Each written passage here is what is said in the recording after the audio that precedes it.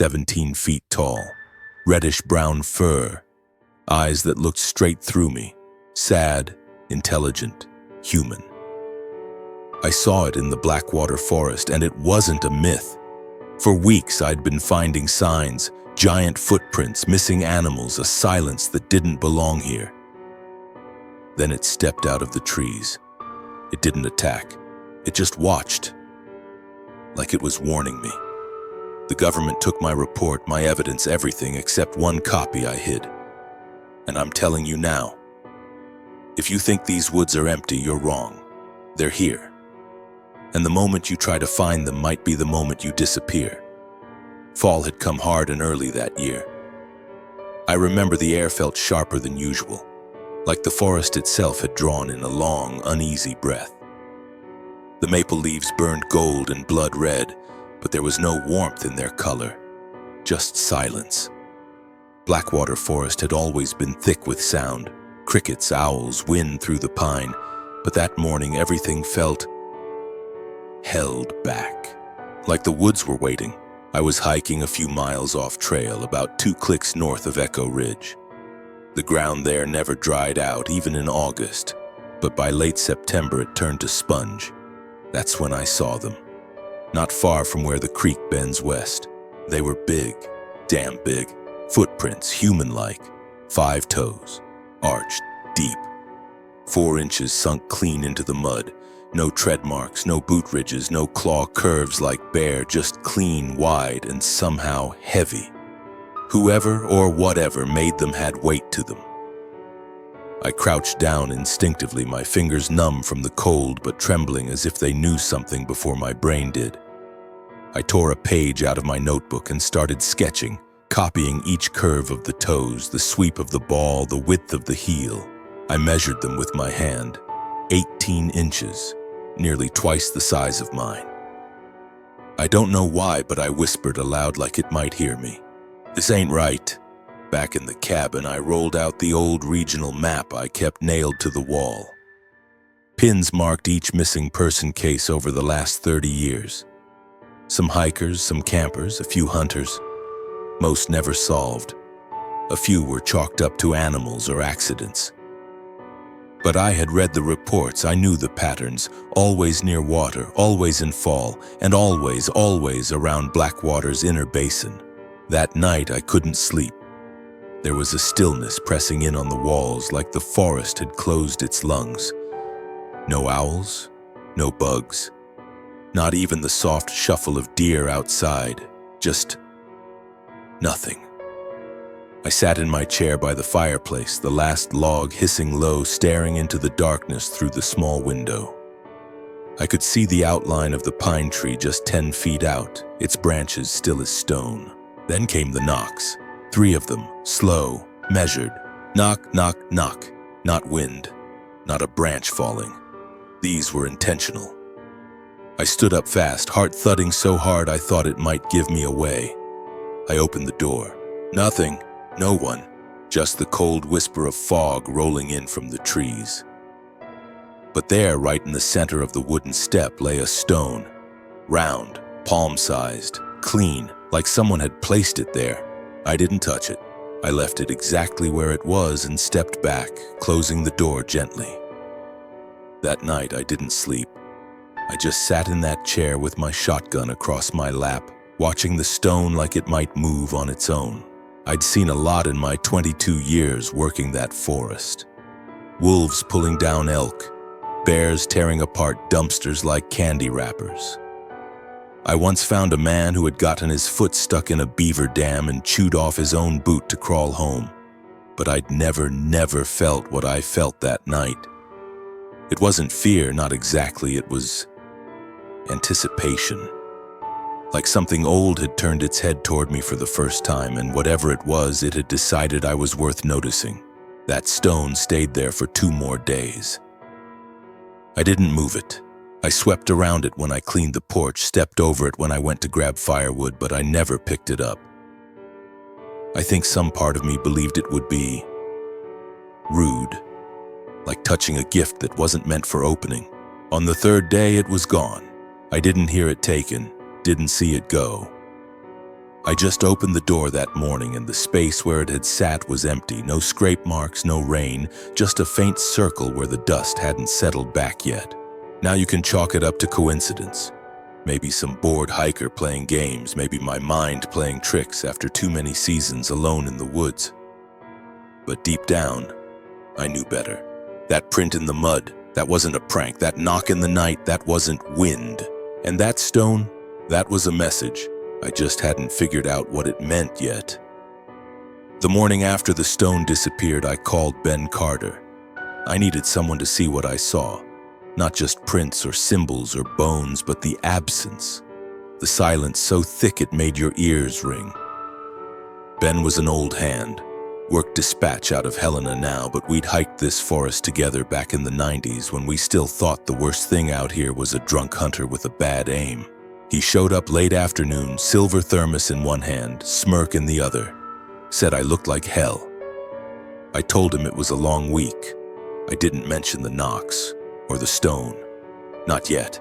I needed him to walk in clean, no bias. We hiked out past Echo Ridge, cut left down into the gully near Fox Hollow. I kept my eyes peeled for the place where the tracks had been, but when we got there, it was gone. Not covered, not dried out, gone. Like someone came and peeled the mud clean, then laid it back down smooth. I stared at the ground for a long time. My sketchbook still had the prints. I could see the outline in my mind as clear as yesterday, but the ground didn't remember. And that scared me more than if the prints had still been there. Ben sipped his coffee, shrugged, said maybe it was deer hooves melting together in the mud. I didn't answer. I pointed toward the creek bend. Told him I smelled something when I first found the prints. Wet fur, maybe? A musk like mold and smoke mixed together. But it was gone now, too. Like the forest had scrubbed itself clean overnight. We kept walking. That's when we found the deer. It was lying in a patch of ferns, bent sideways in a way no living thing ever should be. Neck twisted all the way around like it had been spun by force, not snapped. But there was no blood, no torn belly, no bite marks, nothing missing. Just broken. Drag marks led away from the body, deep, two wide grooves like heels or a heavy sack, dragged backward into the darker part of the woods where even the sun didn't reach through the pines. Ben stopped joking then. I watched his face change, saw the chill creep into his jaw. He tried to shrug it off, said maybe it got caught in a wire snare and thrashed itself to death. But there was no snare, no trap. Just the silence. That silence again, thick, heavy, like something holding its breath all around us. I turned, looked toward the ridge of trees. I don't know what made me look, but I felt it, like a weight pressing down the back of my neck. Nothing moved, not even the leaves, but I felt it, not watching me, studying, waiting. I asked Ben if he felt it too. He laughed, short, said maybe I'd been out here too long chasing ghost stories. Then I saw it. Caught in the lower branch of a sapling no taller than my shoulder was a clump of hair. No, not hair. Fur. But soft, almost human. Auburn brown. It shimmered a little in the late light, tangled like it had been pulled or rubbed off in motion. I pulled it free and held it up. Ben said it was probably from a black bear, but I'd seen enough bears to know better. This wasn't bear hair. Too long, too fine, and it didn't smell like bear. It smelled like wet bark, moss, and something faintly human. I wrapped it in a cloth and tucked it into my vest. Ben didn't say much after that. The hike back was quiet. At one point, a squirrel darted out from under a log and Ben jumped. That told me everything I needed to know. He could laugh all he wanted, but whatever we'd walked into, he felt it too. Back at the cabin, he didn't come inside, just nodded, said I should get more sleep, then climbed into his truck and drove off faster than he usually did on dirt roads. I sat alone on the porch for a long time, staring at the tree where the stone had been. Something had been here. Something strong, something smart. And if I was right, it didn't want to hurt me. Not yet, but it didn't want to be forgotten either. Not this time. It was still dark when the call came in. 5:13 a.m. Sharp. I remember because I spilled coffee down the front of my shirt trying to grab the receiver. Dispatch said it was a missing persons alert, 3 students from the university up in Missoula. Biology majors supposedly out here for a long weekend field study. Hadn't checked in for over 48 hours. Last known coordinates were deep in the Blackwater boundary east of Dead Elk Creek. Not a great place to camp if you don't know what you're doing. Not a great place to vanish either. I packed light, 1 pack, sidearm, radio. I didn't take backup, not because I didn't want it, but because I already knew what I'd find and I didn't want someone else seeing it too soon. By the time I reached the trailhead, the sun was bleeding through the treetops. Dull orange filtered through the kind of fog that swallows sound. Not the pretty kind either. The thick, dead air kind that feels like a held breath. It took me 4 hours to reach the GPS pin. I knew I was close when the birds stopped singing. The clearing should have been lively, rabbits, bugs, something. But it was still. The kind of still that makes your own footsteps sound too loud. I came in slow, boots soft on the moss. The moment I stepped into the site, I knew something was wrong. The tents were there, 3 of them. Torn, not collapsed, torn. One looked like it had been ripped straight down the middle, canvas flapping weakly in the wind, stakes still in the ground, no sign of a scuffle, just shredded fabric like claws had found it. Backpacks lay scattered, one half buried in mud, another still zipped untouched. I opened it, clothes folded, notebook inside. A few field notes about owl migration. Nothing strange, no blood, no tracks, no smell. Just absence, like they'd been lifted out of the world without a fight. I circled the perimeter slowly. Noticed a drag mark about 10 feet from the fire pit. Long, deep, like something heavy had been pulled away from the camp, but not violently. No signs of panic. Just one long slide in the dirt, weaving through the ferns into the trees. I followed it. 40 yards in, the drag mark vanished like it had never been there. The undergrowth sprang back up, undisturbed.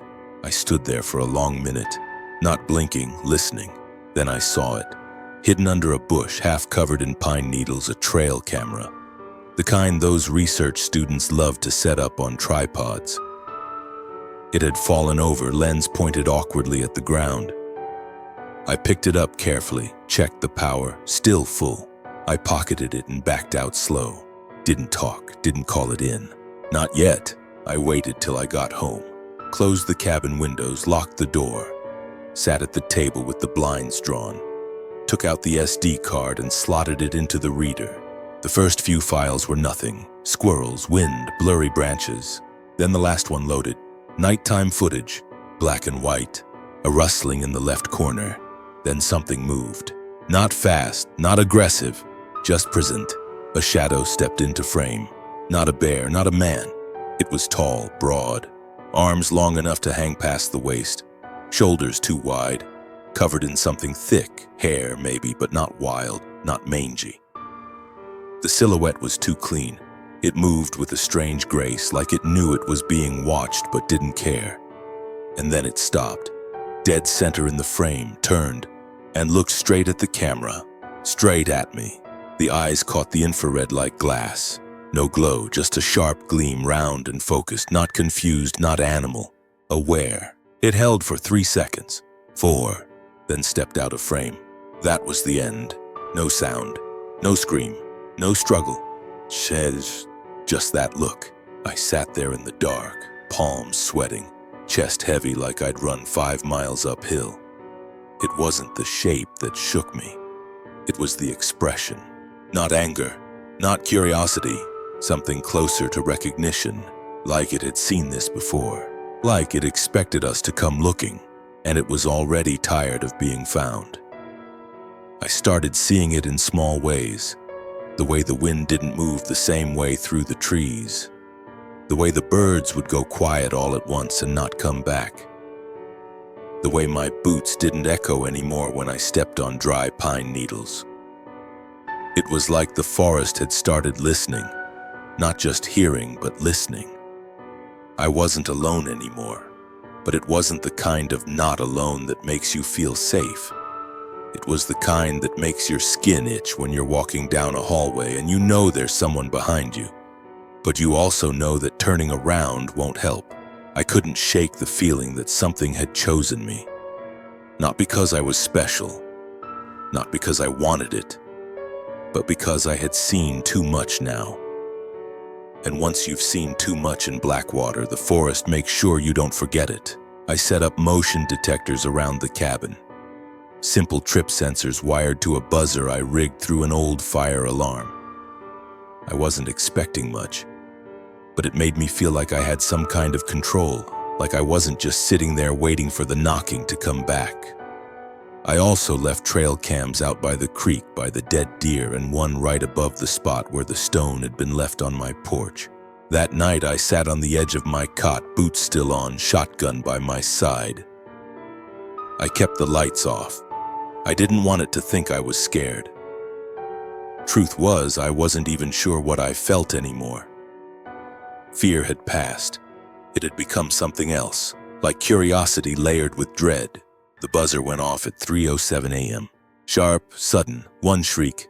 I froze, waited, nothing else. I stepped out onto the porch, slow, quiet, flashlight off. Just the moonlight guiding me. The air smelled cold and sweet like early frost. My eyes dropped straight to the step. There it was. This time not a stone, a pine cone. Placed perfectly in the center of the step, fat and brown and uncracked. Not chewed by animals, not fallen from the tree, placed like an offering or a warning or both. The sensors didn't trigger again that night. I checked the cams at dawn. All were dead, batteries drained, every single one, even the fresh ones. That doesn't happen, not in 38-degree weather, not unless someone or something knows what they're doing. I hiked out to the place where we found the deer. It had been cleared, no bones, no fur, not even a blood stain. But 20 yards west of that spot, there was something else now. A ring made of broken branches. 8 feet across, perfect circle. No marks inside, no footprints. Just mossy ground in the center and the trees bending slightly inward like they'd been leaning closer to hear a secret. The sticks weren't arranged like fallen limbs. They were placed, layered in a tight weave with the ends tucked under like someone with hands. Human-like hands, had spent time arranging them. It wasn't natural, but it wasn't wild either. It felt reverent, like it meant something, a ritual, a boundary. I didn't step into it. I stood there just outside the edge of that circle, breathing shallow, trying to figure out what kind of thing knows how to make a symbol like that, and why it would build it there. When I got back to the cabin, the pine cone was gone. I didn't hear it get taken. I didn't see who came for it. But it wasn't there. It never rained that day. The porch was dry, which meant it didn't roll off. It didn't fall. It was removed. That night, I couldn't hold it in anymore. I opened the old journal I used to write in for Ellie. She'd be 26 this year. I sat by the stream near the ridge, moonlight barely touching the surface, and I wrote, "If you're alive out there, Ellie, or wherever you are, I hope you know your old man is sorry. I'm sorry I wasn't better. I'm sorry I let the forest become a place I feared instead of a place I respected. And I'm sorry I'm only learning that now, when it might already be too late. The trees don't sound the same anymore. The quiet isn't peaceful, it's watching. And I think it's waiting for something I don't understand yet, but I know this much, whatever's out there. It's not trying to kill me, it's trying to tell me something." I closed the journal and sat there, not moving, just breathing, letting the sound of the creek mask the pounding in my chest. Behind me, deep in the tree line, I heard a long, low sound. Not a growl, not a howl. It was lower, sadder. It sounded like a man crying, but too big, too heavy. Like the grief of something ancient, buried under years of silence. I didn't turn around. I just whispered, "I hear you." And I swear, just for a second, the wind stopped pretending to be wind. It listened back. I wasn't looking for it that morning. I told myself I'd stay close to the cabin, chop some wood, maybe fix the roof panel that kept banging in the wind. But I couldn't sit still, not after that sound. That long, low sorrow that didn't belong to man or beast. It had wrapped around my spine and kept squeezing all night. So I followed it. Not the noise itself, but the feeling it left behind, like a trail of warm breath on cold glass. I packed light, took my rifle and the camera I had left, now finally working again, and followed the bend of the creek deeper into Blackwater. I passed the place where the ring of branches had been. Still there, still untouched, still too perfect to be made by anything mindless. The fog was thick that day. It moved like smoke, curling around tree trunks and swallowing the sky above. I kept my ears sharp, waiting for the familiar rustle of deer, the snap of twigs under squirrel feet. Nothing. Just the sound of my own breath and the distant hush of water moving slow. I don't know what pulled me to the clearing. Maybe instinct, maybe something else. But I stepped out from the trees and into a hollowed-out dip in the land, the ground muddy, the ferns slick with dew. That's when I saw it. Standing not 10 yards from me. It was real. I don't care what anyone says. I saw it, all of it. 17 feet, maybe taller. Broad enough to block the light behind it. Covered in hair the color of wet bark, hanging in thick matted ropes that clung to its chest and arms like seaweed. Its eyes. God, those eyes. They weren't red, they weren't glowing, they were just eyes, large, dark, deep. But they looked back at me, not through me, at me, like it knew exactly what I was, like it had seen my kind before and hadn't made up its mind yet if I was worth the trouble. I couldn't breathe. I didn't move. It didn't snarl, it didn't roar. It just stood there, breathing heavy, chest rising slow, like it had all the time in the world. I raised my rifle. I don't know why I did it. Reflex. Fear. Maybe just the weight of years of conditioning.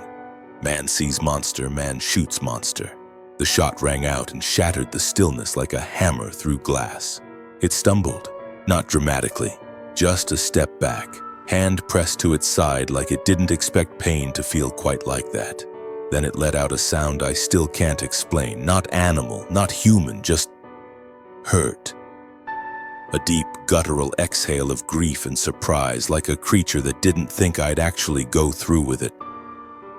And then it turned, and it left, not in a rage, not limping, just walked, vanished into the mist without another sound, like a ghost deciding it had made a mistake.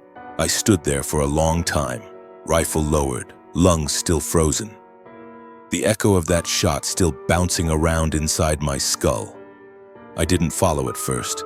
I just let the silence return, heavier than before, but eventually I moved. My boots sank deep into the wet soil, tracking the indentations it left behind. Wide, deliberate space too far for any man to mimic. And then I found the bones, a pile neat, arranged, not torn apart, not scattered by scavengers, placed. Dozens of deer antlers and femurs cleaned and stacked beneath a natural rock shelf like some kind of memorial. No flesh, no rot, just the smooth white of time having done its work. It wasn't a kill site, it was something else, like a graveyard or a tribute. I didn't touch it, I couldn't.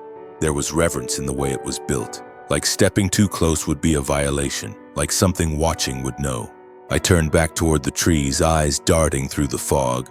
Nothing, but I knew it hadn't gone far. And I knew then I had made a mistake. Not because I had shot it, but because I had made it feel. I had broken a moment that wasn't meant to be broken. It had offered me stillness, and I'd given it pain. The walk home felt longer than usual. The forest didn't seem angry. It seemed disappointed. And that's worse, because disappointment lingers. Disappointment remembers, and when the trees are quiet and the sky turns the color of ash, I still think about that breath it took before it turned away. Like it wanted to say something, like it chose not to. And I keep wondering if the next time I see it, it won't walk away. I turned in the report the following Monday. I walked it straight into the station, handed it to Myers myself. Photos, hair sample, my hand-drawn map with the footprint sketches. A copy of the trail cam footage backed up twice. I watched his eyes move across the pages like they were written in another language. He didn't ask questions. Didn't even clear his throat. Just nodded once and said, "Thanks, Tommy, I'll pass it up." That was it. Cold, mechanical, like I just turned in a water level chart. 2 days later, a black SUV pulled up to my cabin. I was on the porch splitting logs. They didn't say a word until I stopped. There were 3 of them. Suits.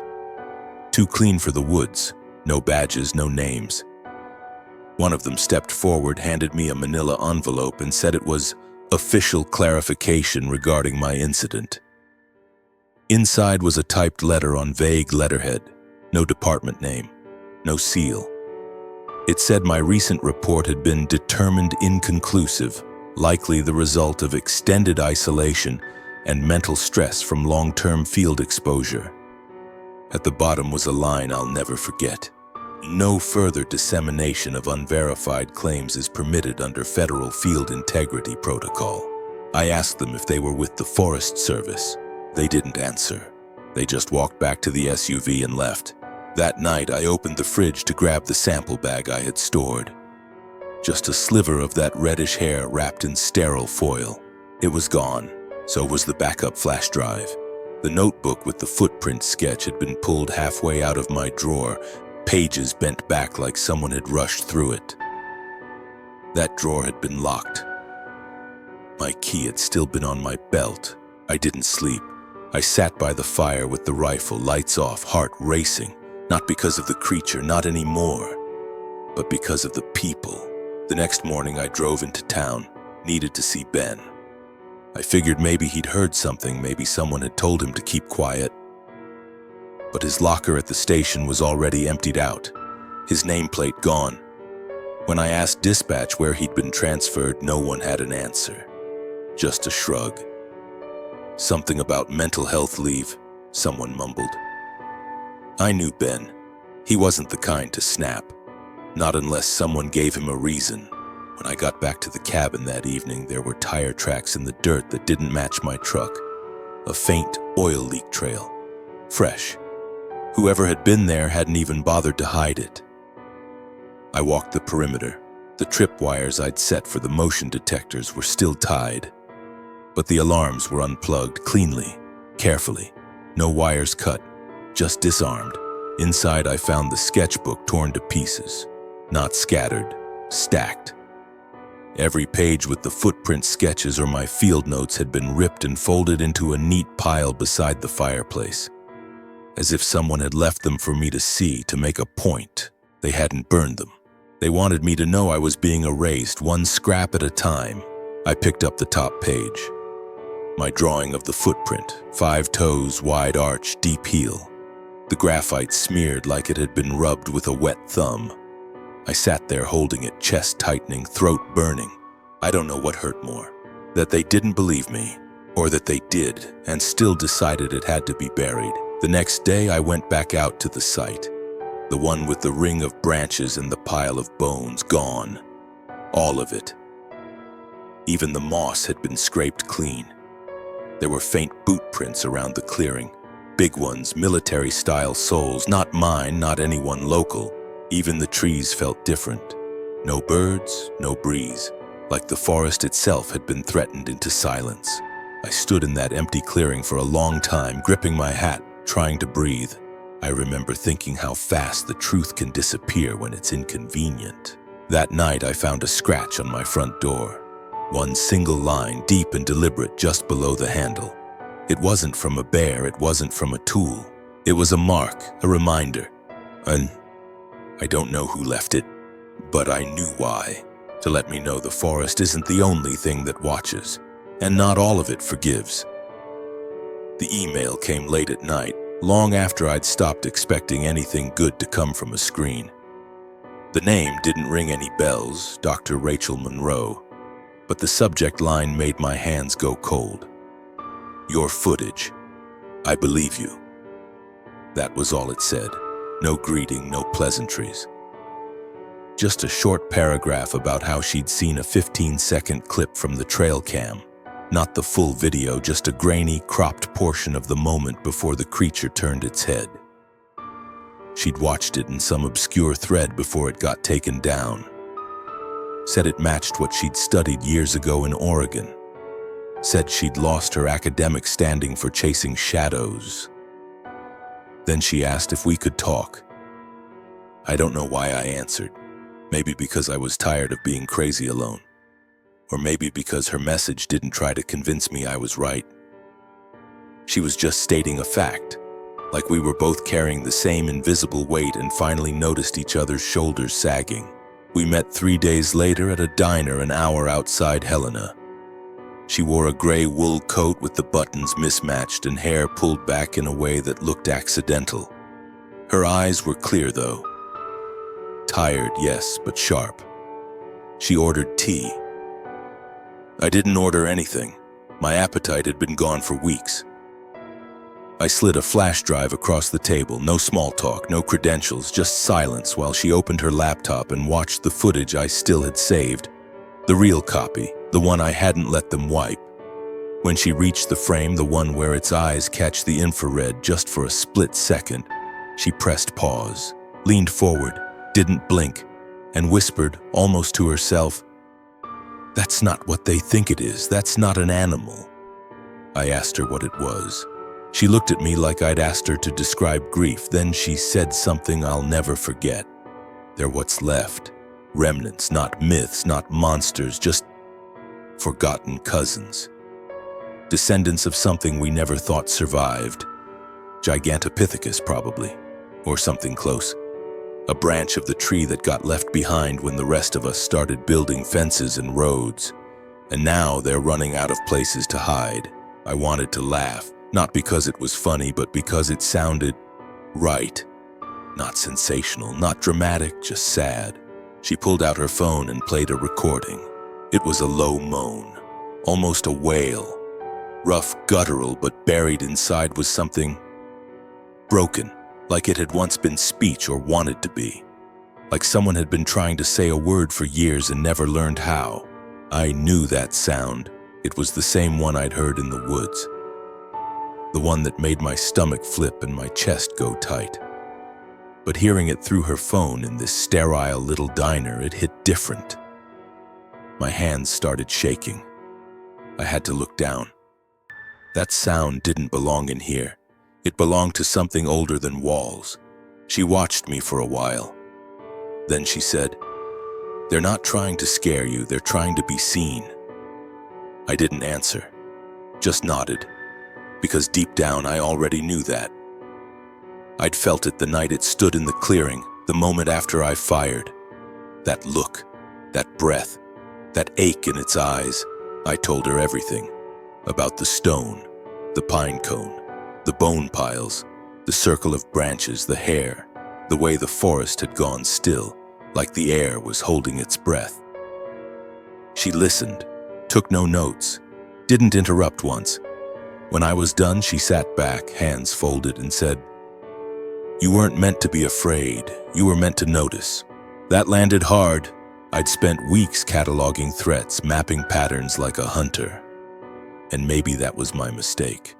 Maybe the point wasn't to track it, but to witness it, to listen. She asked if I'd go back. I said I didn't have a choice. We sat in silence after that. No need to fill it. The kind of quiet that only makes sense between people who've both looked at something the rest of the world refuses to see. When we parted, she gave me a folded page from her field journal. Just a sketch. A rough outline of what she thought the species might have looked like centuries ago. Taller, thicker, less hunched, more hopeful, but the eyes were the same. That night, I walked out behind the cabin with the flashlight off. Just the moon. I stood by the pine where the first knocks had come from and whispered, "I know now." I'm still listening. The wind didn't answer, but something in the dark shifted just far enough to hear, and it felt like understanding. I left the badge on the kitchen table, turned the key in one slow motion, and walked out without locking the door.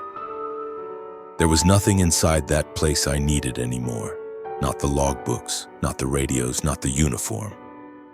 The forest had shown me something bigger than any report I'd ever written, and I knew now, deep in my bones, that staying on the payroll meant keeping my mouth shut. That wasn't something I could do, not anymore. The trail felt different on my last walk in. Not because the trees had changed, but because I had. I wasn't moving through them like a ranger anymore. I wasn't looking for prints or blood or sounds out of place. I was moving like a man going home, to leave something behind where it belonged. The wind followed me like a low hum, not threatening, just present, like breath on the back of my neck, like someone walking just far enough not to be seen, but close enough to be felt. I made it to the base of Beacon's Ridge by late afternoon. Same clearing, same circle of moss where the grass didn't grow.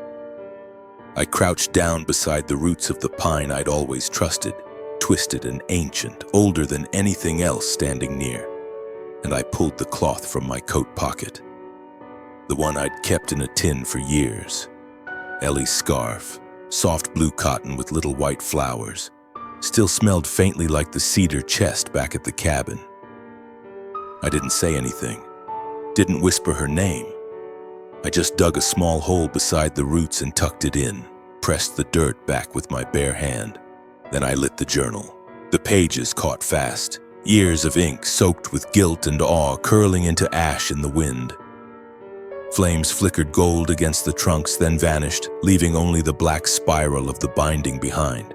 I nailed a handmade sign to the tree nearest the ridge, just wood carved by hand with a knife, shaky but legible. A sensitive ecological zone, do not enter. I didn't expect it to stop anyone. But maybe it would slow them down, long enough at least for the forest to push back on its own terms. I turned to leave, but something made me pause. A sound, soft, padded, not crunching leaves but shifting them. I looked up. On the slope above, just where the tree line begins to bend into mist, there it stood. Taller than I remembered. Or maybe I was just smaller now.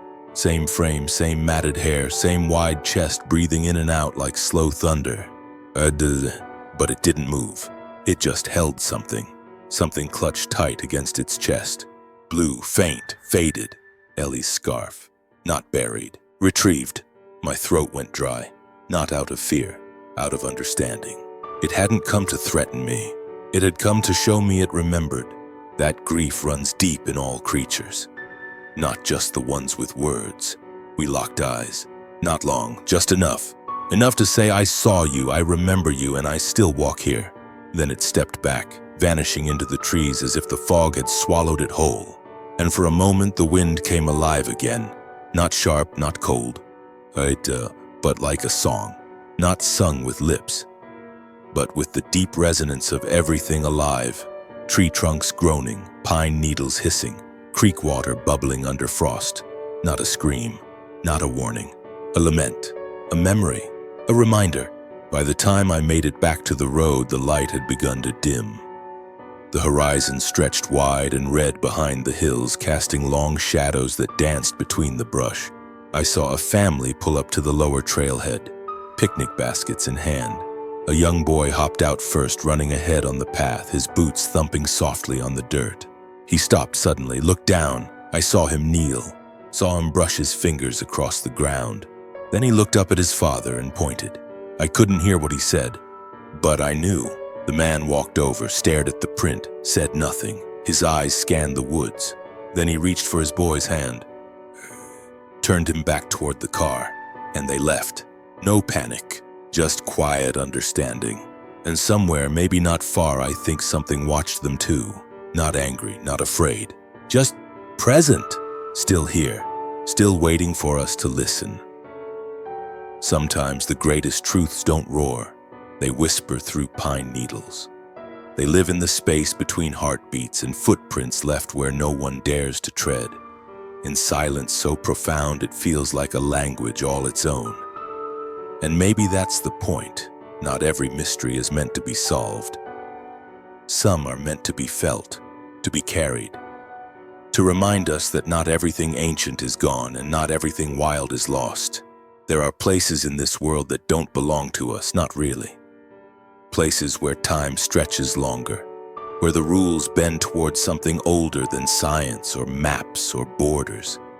And in those quiet corners, there's still something sacred, something watching, not to haunt us, but to remember us, to see if we're still worth believing in. We spend our lives trying to name what we don't understand, to label it, to cage it in words. But something, they ask us not to define them, but to honor them, to look with wonder instead of conquest, to walk softer, to listen harder, to accept that we are not the center, but the witness. In the end, this isn't a story about monsters. It's a story about reverence, about learning to see the world not just through the eyes of reason, but through the ache of memory, the tremble of empathy, the hush of awe. It's about making peace with the unknown and understanding that maybe, just maybe, not all questions need answers. Some just need a place to be heard. If this story stirred something in you, if it made you pause, reflect, or feel less alone in your wonder, let us know. Your thoughts matter. Share your reflections in the comments below, and if you'd like to journey deeper into stories like this, don't forget to like, follow, and subscribe. There are more voices in the woods than we realize, and together maybe we can learn to listen.